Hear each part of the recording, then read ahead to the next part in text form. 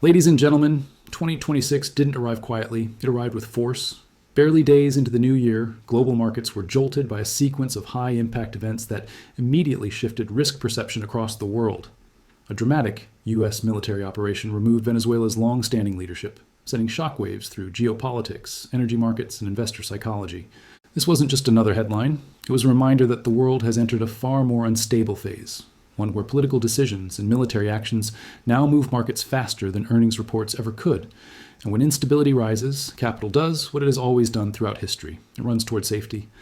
That's why precious metals are no longer a niche trade or a fringe hedge.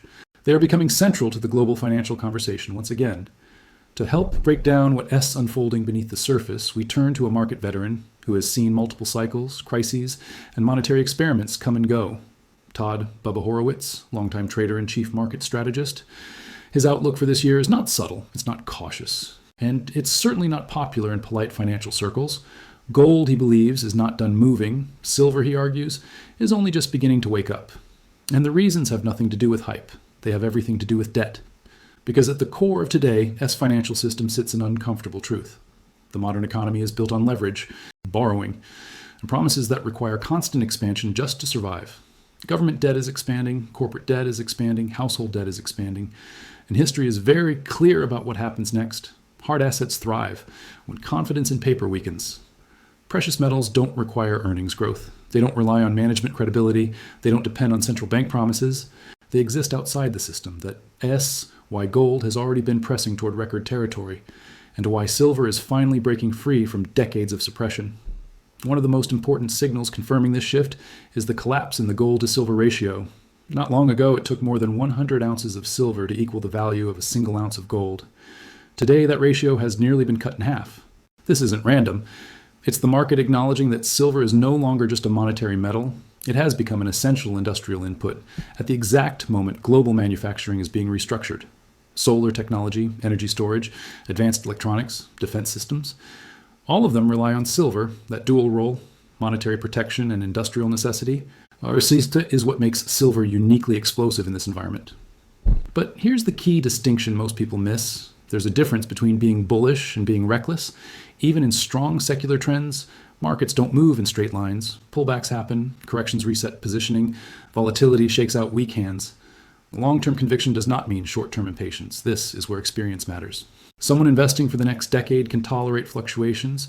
Someone chasing momentum with leverage cannot. Understanding that difference is what separates wealth building from wealth destruction. And that distinction matters more than ever because the structural forces driving metals higher are not temporary, they're systemic. Inflation is not transitory, debt is not manageable, and the global fiat currency system is under strain everywhere at once. For decades, the world operated under an illusion that money could be created endlessly without consequence, that deficits didn't matter, that purchasing power erosion was manageable. But reality always catches up. When currencies lose credibility, societies don't collapse overnight. They adjust, they reprice, and they migrate towards stores of value that cannot be diluted. This is why silver's role is expanding beyond charts and into history. Unlike gold, silver has always been the bridge between everyday commerce and monetary stability. It's small enough to circulate, accessible enough to be used, and scarce enough to retain value. That's why it's often called the people's metal. If confidence in fiat systems continues to erode silver, doesn't it just rise in price? It rises in relevance. And relevance is far more powerful than speculation. This isn't theory. History has already shown us what happens when governments abandon monetary discipline. Once currencies are severed from tangible backing, the temptation to print becomes irresistible. The break from the Bretton Woods system in the 1970s was a turning point. From that moment on, money was no longer anchored. It was managed. And to manage systems always favor those closest to the controls. Central banks gained unlimited power. Debt became policy. Inflation became a tool, not a failure. That's why prices rise faster than wages. That's why savings lose purchasing power. And that's why asset ownership increasingly defines economic survival. You don't need to believe in conspiracy to see the consequences. You only need to look at math. $1 today buys far less than it did even a decade ago, and that trend is accelerating, not reversing. Meanwhile, precious metals continue to do what they've always done: preserve value across time, not perfectly, not smoothly, but reliably. This is why the discussion around silver is changing. It's no longer just about price targets, it's about function. What protects purchasing power? What survives systemic stress? What remains valuable when trust erodes? Those questions matter more in 2026 than they have in generations, and this is just the first layer of the story. Because behind the metals rally sits a deeper issue, the currency itself. In the next part, we're going to confront the elephant in the room, the US dollar, global debt, and the illusion of strength that masks long-term decay. We'll break down why a currency can appear strong while losing value, why debt servicing is not the same as solvency, and why the next phase of this cycle will force choices most investors are not prepared for. This is not about fear, it's about preparation. On the surface, everything looks fine. The dollar appears strong, US markets still dominate global capital flows. Government officials continue to insist the system is resilient, but strength on paper is not the same as strength in reality. In fact, one of the most dangerous misconceptions in finance is the belief that a rising currency automatically signals a healthy economy.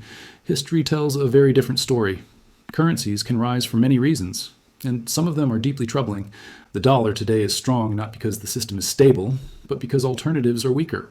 Europe struggles with stagnation, emerging markets drown under dollar-denominated debt, global capital has fewer places to hide. So it runs to the least bad option.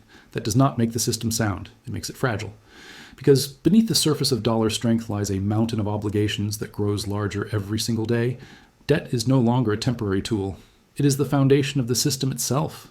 Governments borrow to fund operations. Corporations borrow to survive thin margins. Consumers borrow just to maintain lifestyles that inflation has made unaffordable. And here's the critical issue most people overlook. Debt doesn't disappear, it compounds. Every dollar borrowed today requires future dollars to service it. But those future dollars must be created somewhere. And increasingly, they don't come from productivity. They come from expansion of the money supply. This is the trap. To keep the system running, more currency must be created, but creating more currency weakens purchasing power.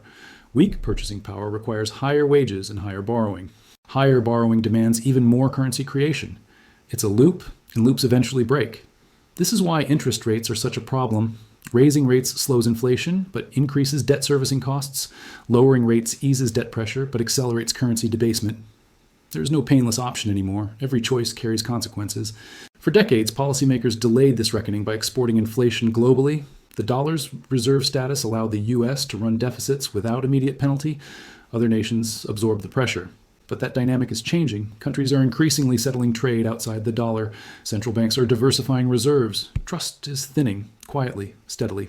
Reserve currencies don't collapse overnight. They erode. And erosion is subtle enough that most people don't notice until the damage is advanced. That's why people misunderstand inflation. Inflation isn't just prices going up, it's purchasing power going down. When your currency buys less every year, your labor is being discounted, your savings are being taxed silently, and your future purchasing ability is being transferred to the issuer of the currency. This is not theory, it's arithmetic. And when enough people realize this, not intellectually but emotionally, behavior changes.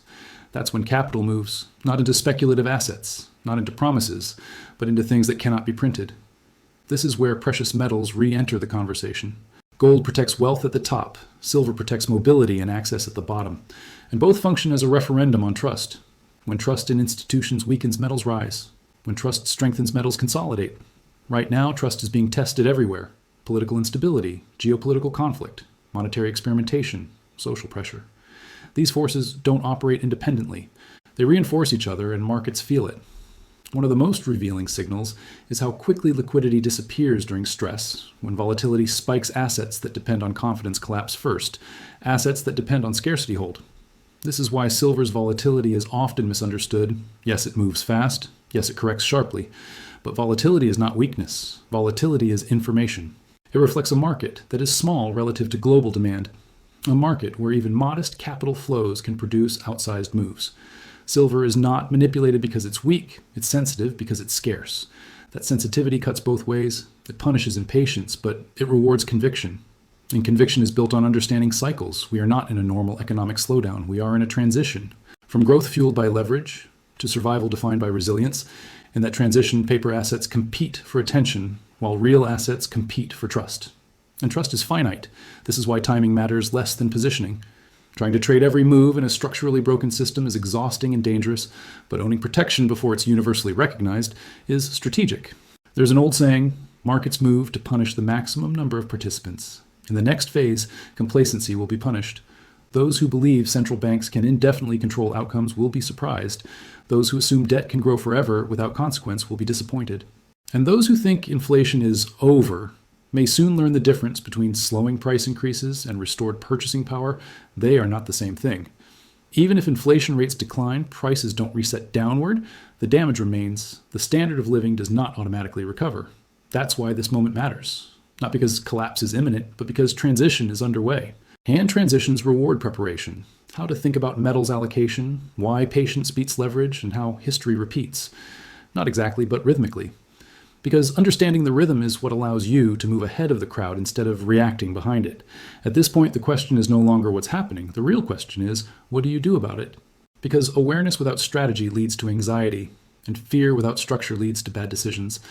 This is where most people fail, not because they lack information, but because they lack a framework. In uncertain times, the goal is not to predict the future perfectly. The goal is to remain solvent, flexible, and positioned, while others are forced to react. That's the difference between preparation and speculation. Let's start with a hard truth. There is no single asset that solves every problem. Gold will not make you rich overnight. Silver will not move in straight lines. Cash will not protect purchasing power long term. Stocks will not always outrun inflation. Each tool has a role, but only if you understand why you're holding it. Precious metals are not about maximizing returns. They're about minimizing regret. They exist to perform when confidence breaks, when systems strain, and when liquidity becomes selective. That's why allocation matters more than obsession. You don't need to bet everything, you need to balance exposure. For most people, the mistake isn't owning too little metal, it's expecting metals to behave like tech stocks. That expectation leads to frustration during consolidations and panic during pullbacks. But metals aren't growth assets, they're anchors. And anchors don't move quickly. They hold when everything else drifts. Silver in particular requires patience. Its volatility tempts traders to overleverage. Its headlines lure speculators at peaks, and its corrections punish those who confuse conviction with timing. The disciplined approach is boring, and that's exactly why it works. Gradual accumulation, no leverage, no desperation. Position first, price second, because when the system reaches a point of stress, it doesn't ask whether you bought perfectly. It only asks whether you're exposed. Another mistake people make is focusing exclusively on short-term narratives. Yes, geopolitics matter. Yes, elections matter. Yes, central bank meetings move markets. But these are catalysts, not causes. The cause is structural. A system dependent on perpetual debt expansion cannot reverse course without pain. It can only delay consequences, and delays increase magnitude. That's why patience is such a powerful edge right now. Most market participants are conditioned for speed. Fast trades, instant reactions, constant stimulation, but structural shifts don't reward speed. They reward endurance. History confirms this again and again. Wealth doesn't transfer during calm periods. It transfers during transitions. And transitions are uncomfortable by design. This is why emotional discipline is just as important as asset selection. When prices spike, greed whispers urgency. When prices drop, fear screams failure. Both voices are wrong. The correct response is neutrality. Observe, adjust, hold conviction without attachment. That mindset is rare, and rarity creates advantage. Now let's address the elephant in the room. What if nothing breaks? What if the system limps forward for years? What if inflation moderates? What if markets continue to function? That's not a failure of this strategy, because metals are not a bet against stability. They are insurance within uncertainty. If nothing breaks, metals consolidate while other assets perform. If something breaks, metals perform while others scramble. Either way, optionality is preserved. That's the goal. Optionality means choices. Choices mean power. And power is what erodes first in debt-driven systems. The final piece of this puzzle is mindset. People often ask, is now the right time? The honest answer is uncomfortable. There is no perfect time. Only prepared people. Those waiting for clarity usually arrive late. Those demanding certainty usually overpay. Those seeking permission usually miss opportunity. Preparation doesn't feel heroic. It feels quiet, and quiet strategies rarely trend on social media. But when volatility accelerates, and it always does, quiet preparation reveals its value. That's when leverage fails. That's when narratives collapse. That's when fundamentals reassert control. And fundamentals always favor scarcity over promises. This doesn't mean abandoning modern finance. It means anchoring yourself against its weaknesses. A balanced approach doesn't reject innovation. It respects history. Because history never repeats exactly, but it always rhymes. Empires rise on trust and fall on debt. Currencies expand, then dilute. Hard assets disappear, then return. We are not witnessing something new. We are witnessing something familiar, only faster, larger, and more interconnected. That's why this moment feels confusing. Complexity obscures simplicity, but the core truth remains unchanged. You cannot print value. You cannot borrow prosperity, and you cannot suspend consequences forever. The future will not reward panic, it will not reward denial, and it will not reward blind optimism. It will reward positioning, not aggressive positioning, not emotional positioning, strategic positioning. And that's where precious metals quietly belong, not as saviors, but as stabilizers, not as trades, but as tools. When the dust settles, and it always does, the winners are rarely the loudest voices. They are the ones who prepared while others debated. That's the opportunity of this era, not fear, not collapse, transition. And transitions belong to those who understand them before they're obvious.